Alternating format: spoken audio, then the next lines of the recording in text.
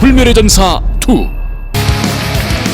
Welcome everybody to another day of SPL. Tonight we got me, Valdez, with GTR coming with some of the best games we're going to have all round, GTR. Oh yeah, first off we do have the Afreeca Freaks against CJ Enters, but most importantly, this is the undercard to what is probably the most important match of this round, which is once again SKT versus Jin Air coming up after this game. Yeah, Jin Air really making strides this year, just showing that they are, you know, even for this round, doing better than SKT, surprisingly.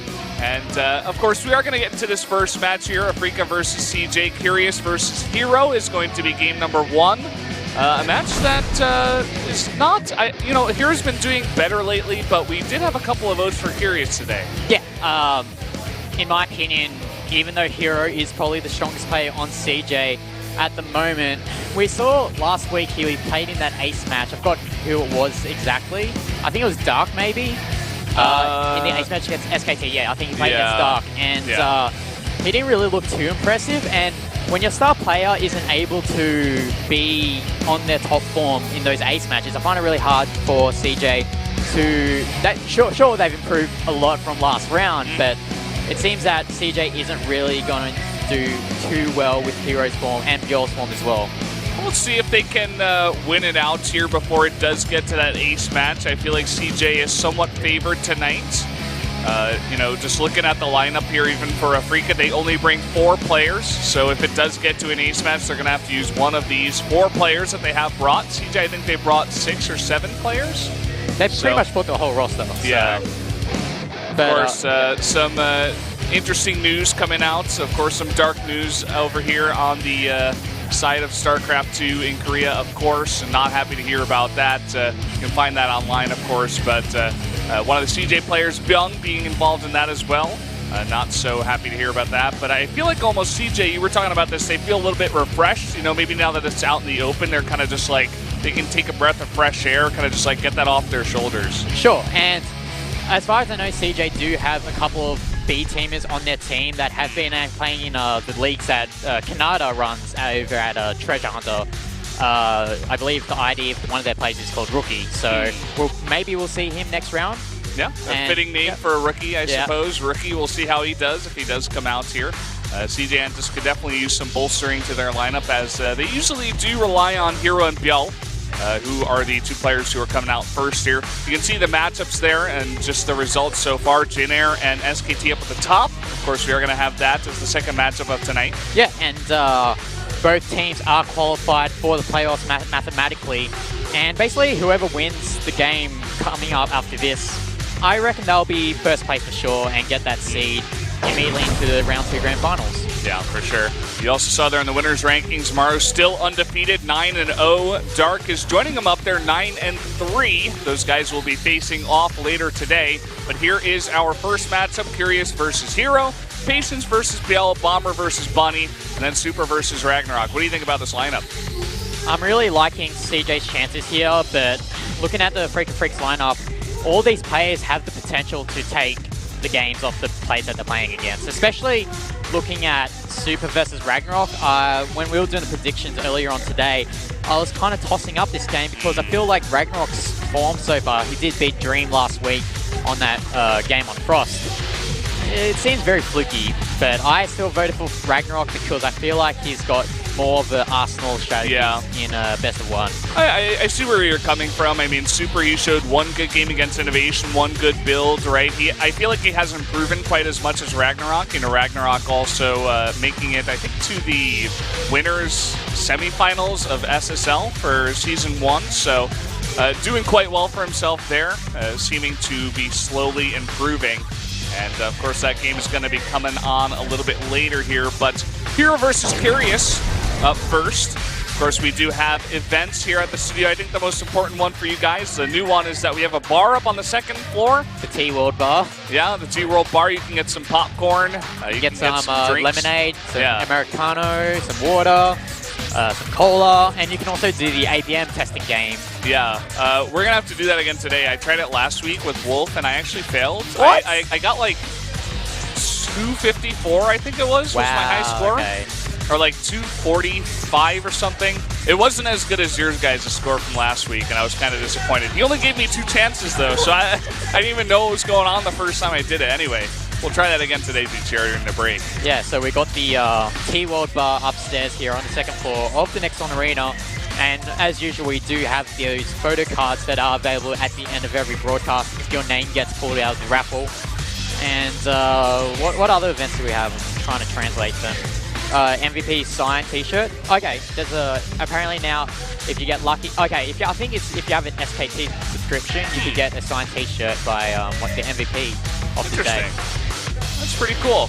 Looks like those are 2 winners from the online event there for the photo cards. So if that's your name, I'm sure it's not anyone listening to this broadcast, but good luck to them. Congratulations, rather. And as always, it is free to come down to the studio. So if you guys are in Korea, you could always come down here. You can come down to GSL. Literally everything is free, basically, if you do want to attend just a regular day of any esports events in Korea. Yeah, and be sure to follow Kesper EN on Twitter. Kesper just recently released their English version of their Twitter feed. So be sure to follow that. And if you're following the games at home, be sure to hashtag SPL when you tweet, and maybe we'll use your tweets in future when I don't know. Yeah, I mean, that's what they told us. It hasn't happened so far, but as they get these events out week after week, they'll have more time, get more used to it, to possibly include some of that stuff. So make sure you're tweeting hashtag SPL, as GTR said. But guys, we are going to get to this first matchup here in just a bit. Curious versus herO. Yeah, I was literally going to say something after that.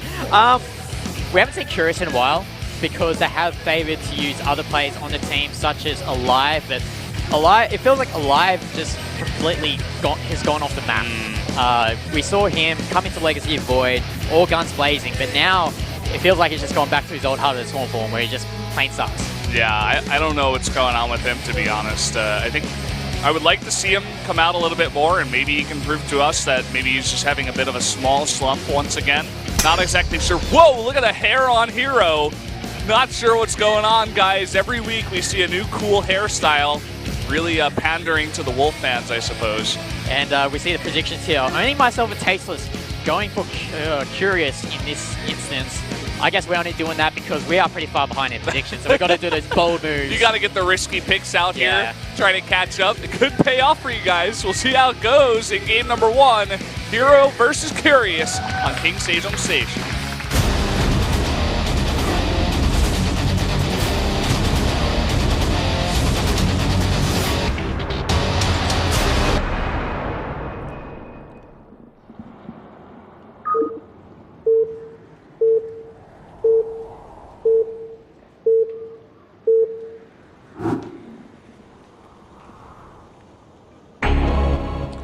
Down here in the bottom right, in the purple, from the Afreeca Freaks, it is Curious, the Zerg player. And spawning here at the top left with a new haircut as the yellow Protoss, it is herO. New haircut Protoss, it's herO. I think he had a haircut last week, but I think he styled it differently. I was like, you got another haircut. I was like, yeah, he gets a haircut every week for whatever is the flavor of the month. You know, if there was a player to do that, I would definitely believe that it would be herO. Like, if you just didn't tell me who it was. By the way, guys, this is, I think they're over at the They're bar. at the front. No, okay. that's at the bottom floor. All right, that's interesting because those are the 2 employees that usually do the bar, so I don't know what they're maybe they got more people. Maybe they did. Where's the Nova mascot? I didn't see the Nova mascot today. Where is she? Not here today, I suppose. Maybe she'll come in a little bit later. See, always an interesting part of our interviews, of course. She likes to join in. But we see here, herO going for the gateway. He's actually adding a second gateway here, so obviously he wants to apply some pressure as well as enveloping that wall there at the ramp. And Curious, no surprises here. The safe, solid plays that we're always used to see from him. Getting that gas, getting that early hatchery, and looking to get that Speedling upgrade sometime soon. Yeah, kind of interesting the build from herO goes for only 2 probes in the gas. He wants to go double gate, but also get a very fast Nexus. I mean, herO is a guy, just to talk about another thing, this map, King Sejong Station, he used to always come out on this map. Like, he used to love this map so much. Bill was another guy that would come out if they figured he was going to be playing up against a Terran that would mech, perhaps. But very interchangeable, those two players from CJ. herO, once again coming out on King Sejong Station once they added it to this map pool as a new addition. Yeah, so we see here him being herO, going for that double adept as expected. And if you notice earlier on during this game, herO built a pylon there next to the geyser, but he cancelled it and then replaced it. So quite a interesting decision there from herO to replace that pylon, as the first few adepts do come out for herO here. Let's see how much damage they can do. Yeah, and so far, if you look at the Overlords, this has gone totally unscouted. He hasn't even seen the two gates.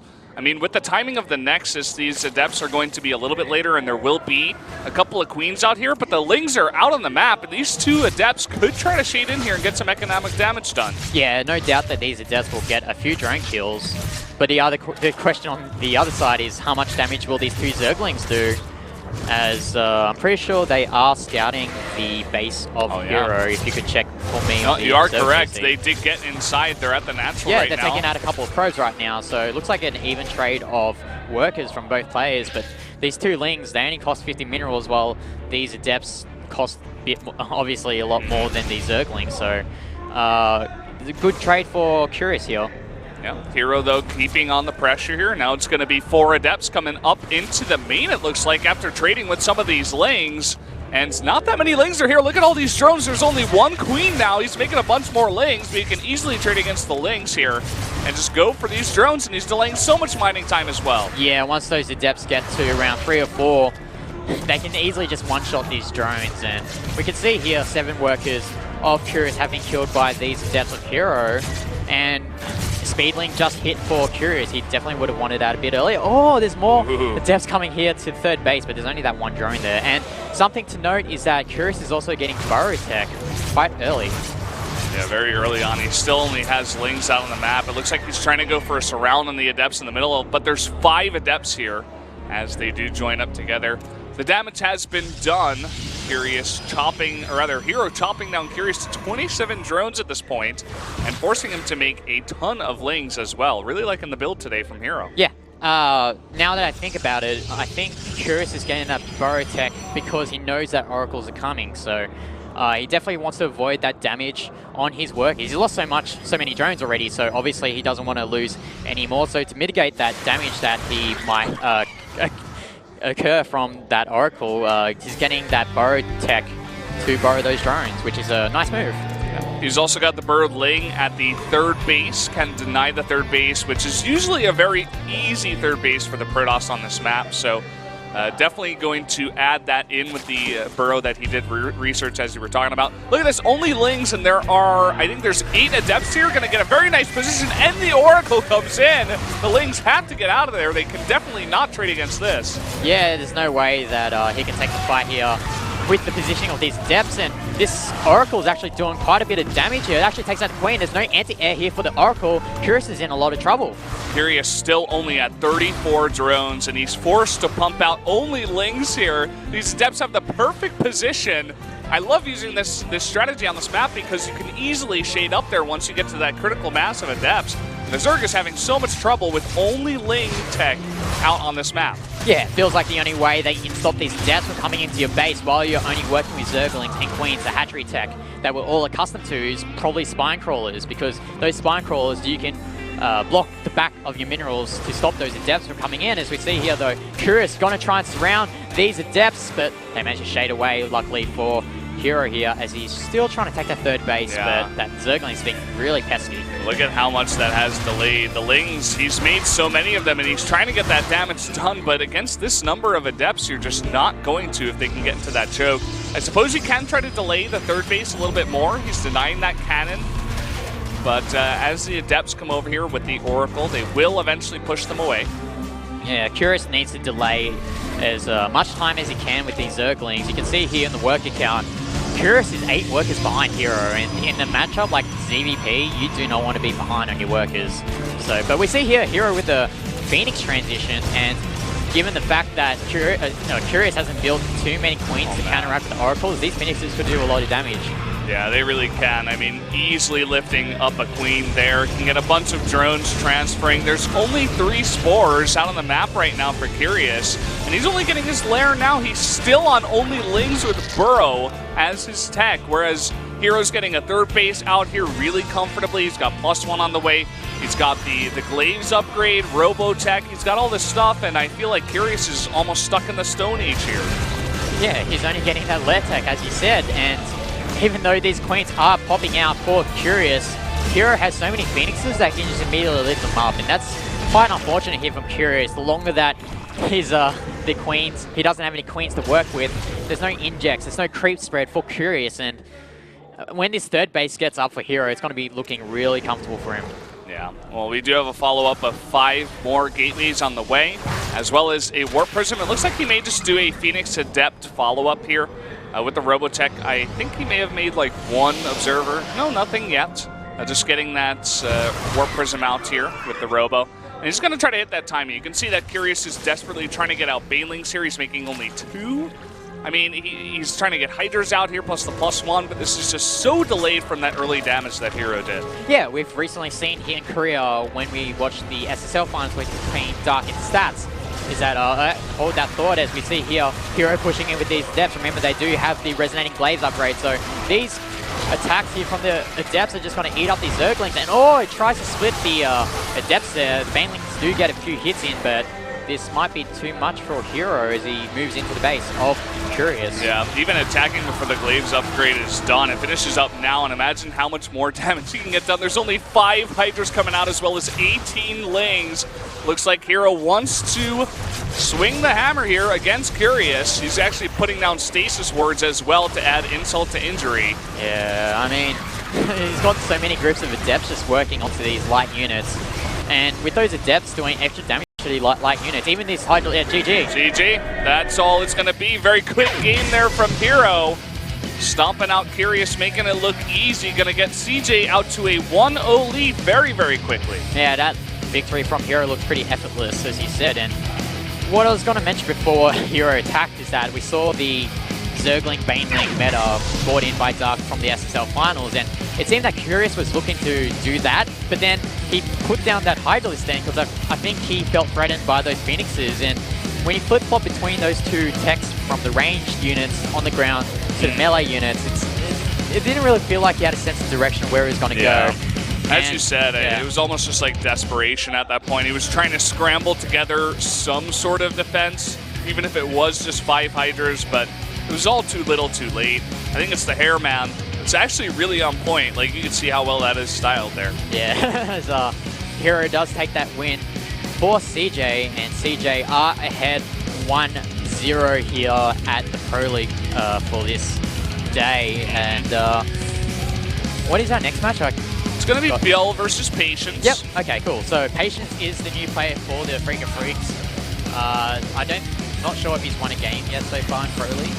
I think he hasn't, actually. I think he might be right there. I think he's either 0-2 or 0-3. Yeah. He does have that downwards purple arrow, and I mean, I was favoring herO in that last one, but coming into this one, I'm favoring Biel even that much more. Yeah, I think Biel's the more favored player in this instance. I voted for Curious that previous game because I felt that Curious could demonstrate the solid macro play that we're all accustomed to, but it seems that herO had a nice build order against what Curious was doing. So unfortunately for us here, we didn't get to see the full extent of Curious's abilities, but in this game, I think safely that Biel should take this game. Yeah, I would agree with you there. The map is going to be Laralat Crest, always a fun one for PvZ. We did just have Super do one of the best jobs, actually. Some pro gamers are really bad about this, where they try to bend down. They try to act like they're bending out of the camera, but they bend. I don't understand why they don't just walk around the back. I mean, we do have a behind-the-camera area as well, as GTR is pointing out. Also, no, we aren't having. We've rolled up our sleeves today because it is very hot outside. It's hot today. Yeah, it's going up. It's getting hot in here. What did you say it was? Like It was up like to 23 25? degrees. 23? But the thing is, in Korea, it's very humid. So 23 degrees here is like a 35-degree day in Australia, for me at least. Yeah. So is it usually dry heat down there? yeah, it's not as humid as it is in Korea. So That's interesting. You can. I mean, survive. don't you guys have a bunch of cities on the water though? Yeah. I mean, I'm not most of the 100% population sure. lives by the coast. So there's a lot of beaches, a lot of awesome stuff to do during the summer. Sounds fun. I really want to.